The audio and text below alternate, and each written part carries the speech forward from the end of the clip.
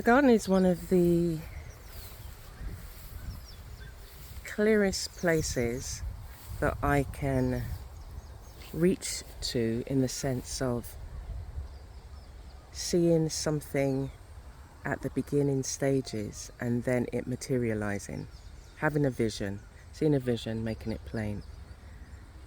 I knew that when I first moved here, and it was all overgrown with river tamarind. That was the main thing I found here. And then we cleared it, and so there was nothing here but mud and rocks. Well, not as far as the eye can see, but all the way back there. At the moment, there's a organic farmer who is out there at the back of the trees.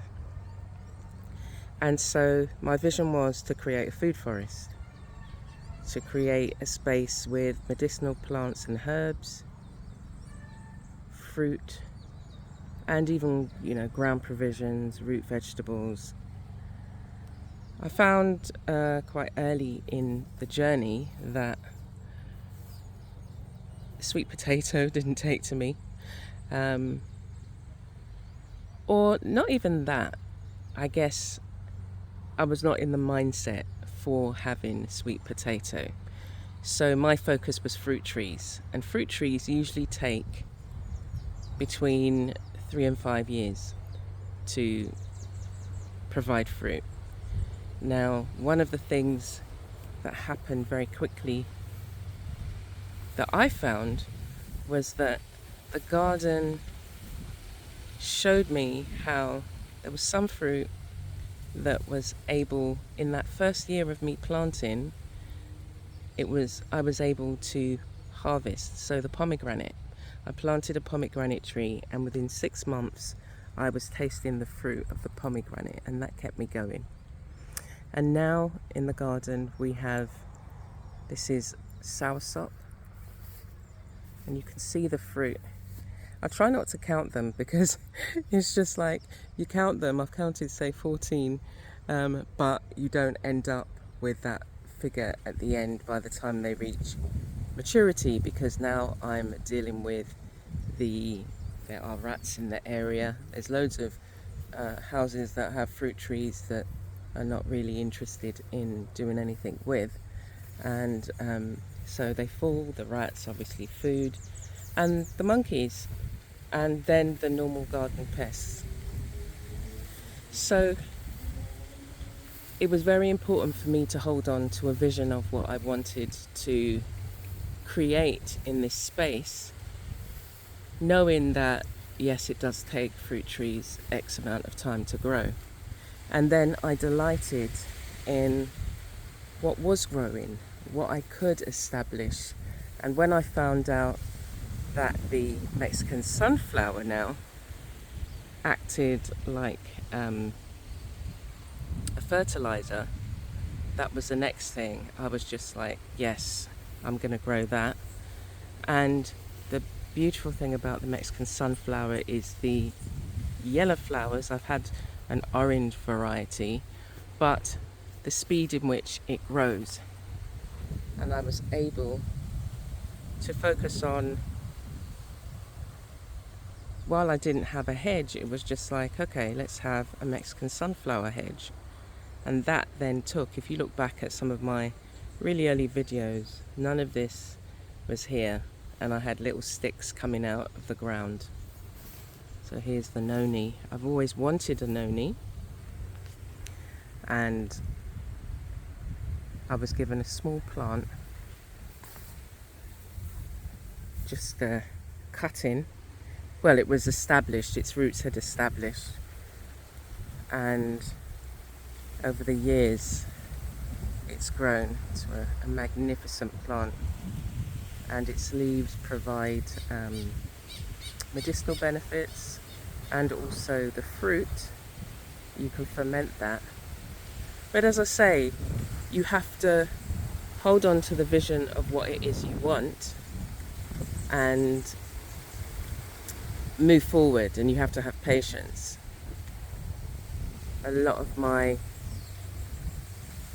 plants have been grown from seed.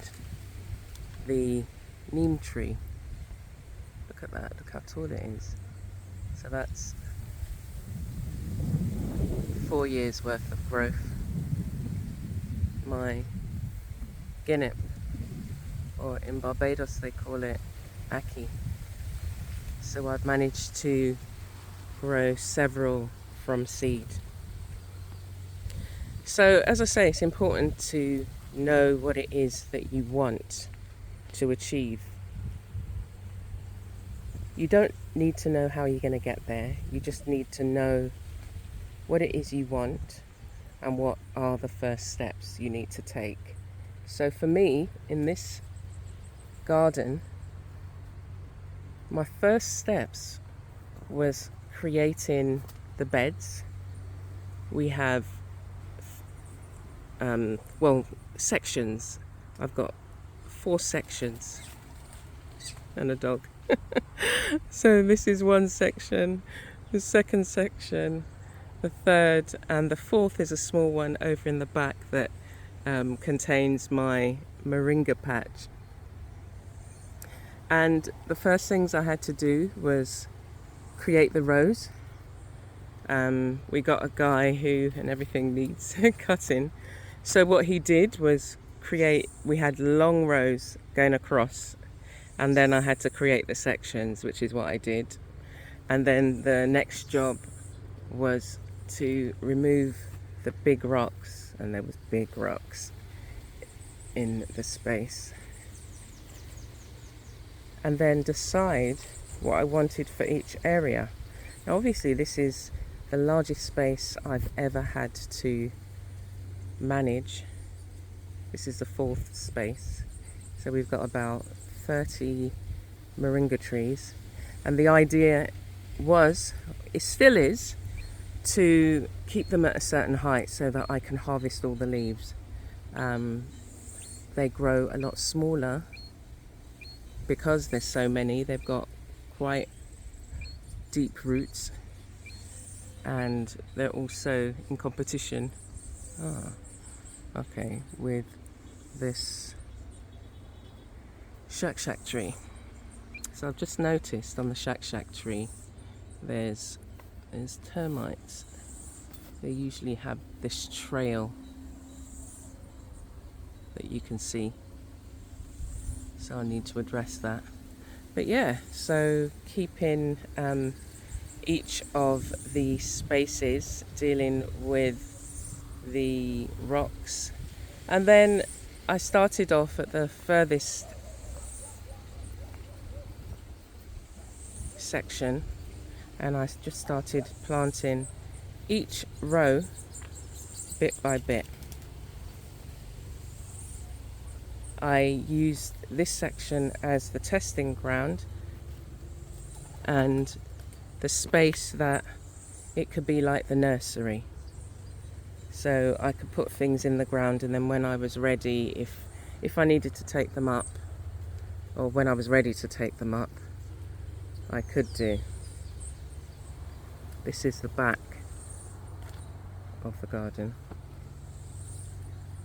And again, I wanted to separate, so I planted the Mexican sunflower, which in some areas I need to get a hedge trimmer, because as they've grown, it's become a lot harder for me to, I can't reach the other side, and the organic farmer across there doesn't actually use the Mexican sunflower, so he's not been trimming it at the back, so I need to sort that out. But yeah, and it's just come on. So this started just as a vision of, I want to have a food forest. I want to be able to, let me show you, I want to be able to, walk and pluck. These are neem. That's this is a neem tree, and this is the second neem tree that I planted from seed, from one of these seeds. And now it has its own. And yeah, so to be able to reach up and that was the second nursery, and I had like a table of tyres, and I would work and put all my seedlings in there. So but come this way, this way has the, so just to be able to, this is again a guinnip, and then we've got moringa up there, but just to kind of walk through, duck down and reach up. So we haven't got those fruit here yet, but we've got some mango at the back, we've got Suriname cherry, we've got several oh, are you gonna fruit? We've got several, the 5-fingered fruit, pomegranate here. So yeah, as I said, it's really important to think about what it is that you want, and even going forward, like I want to do several other things. There might be an opportunity to work on another area and establish that. Again, I want to focus on the fruit and medicinal herbs, and a space where people can come and learn about the different plants, and even, you know, work on the soil, work on, say, propagating plants, and doing other things like that out in nature.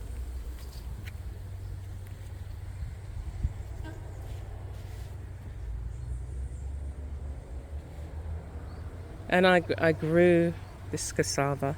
I grew all the plants that I've ever wanted to grow, but didn't think that I was able to.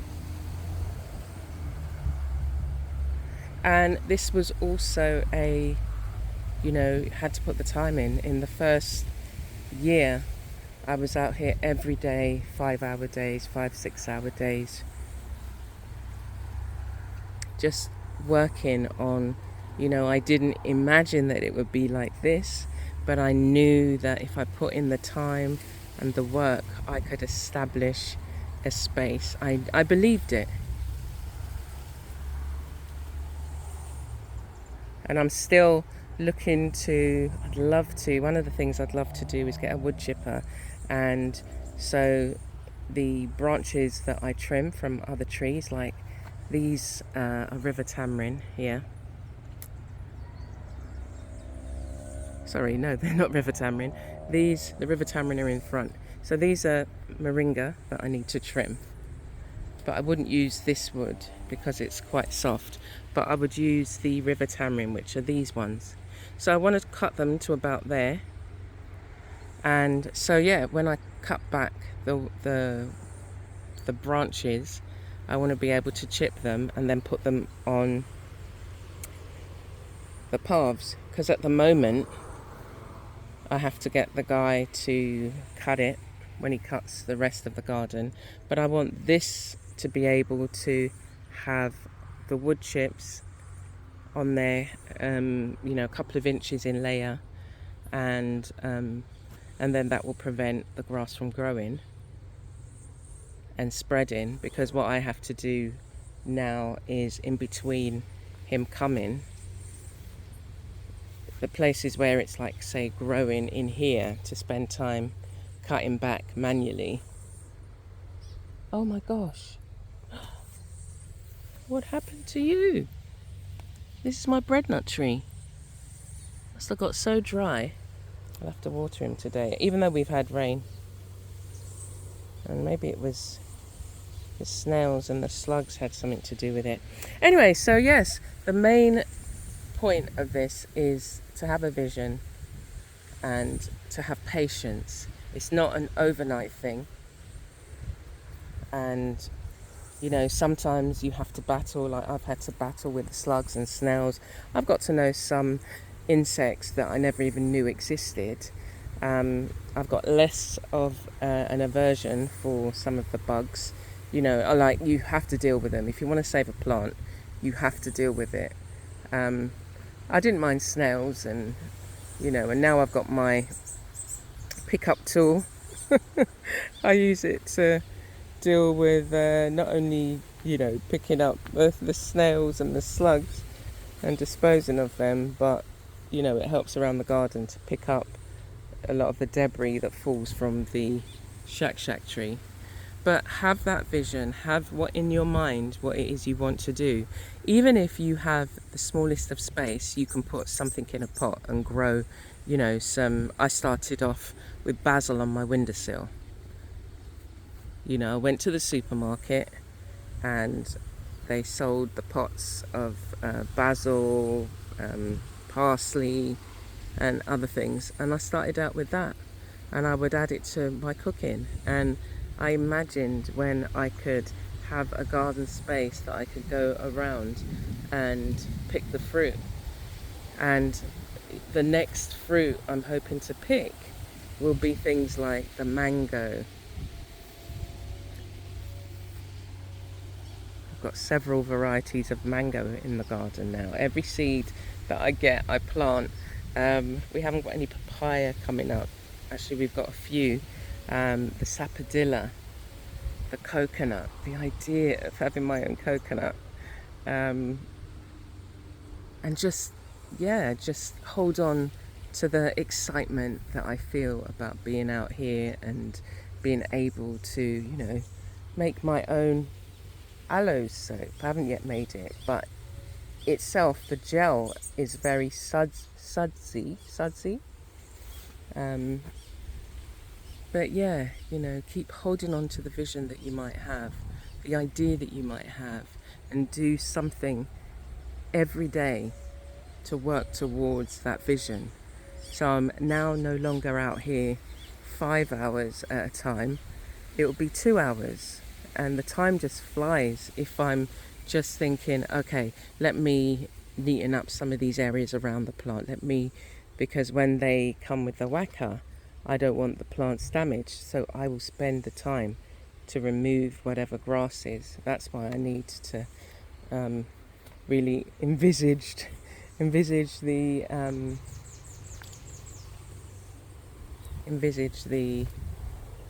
what is it am I envisaging? The wood chips on the and then that will also prevent Cole from his muddy paws when it rains. But what I do in the meantime in this area is I'll start off with like how it is now. I'll lay down shredded paper.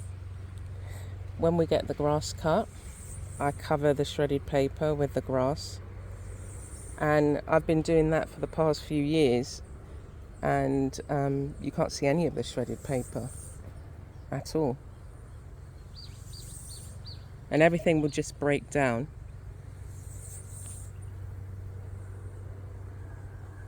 So I encourage you to step out. Lemongrass was another one that I really, really wanted to grow. And then I would see other plants like the tropical black sage, the scaevola, which is a really good plant to have, the crinium lily. We've got avocado growing, and this one, which is a Dracania. I always forget the last part of the name, but I call it my spiky plant. And just enjoy the space on a daily basis. I'm thankful for the spaces that I've had that have been small, the window ledge, and then I was working with a garden. I had house plants that I tended, and now I've got this space where I can grow all the different types of fruits and plants that I want to grow and see them flourish. And then the next stage will be, how can what I'm growing help others? So I encourage you to keep going. I encourage you to step out and to take just one day at a time. You know, write down your ideas. What's the plan? What's the first step you need to take? And sometimes it could just be writing it down. You know, decide what plants would you really love to grow. Don't think about the space that you have, because plants, there are a lot of tropical plants that you see as house plants in other places. So what would you really love to grow? And write that down. And you never know how just you writing that down and thinking about it and then taking that first step, how things will develop. And then you'll turn around 5 years later and be marveling at what you've achieved. But every step of the way, every day, part of the process is something that you need to be thankful for and to give thanks and to encourage another. It's Amanda, Creative Gardener, wishing you a blessed week until I see you in the next video.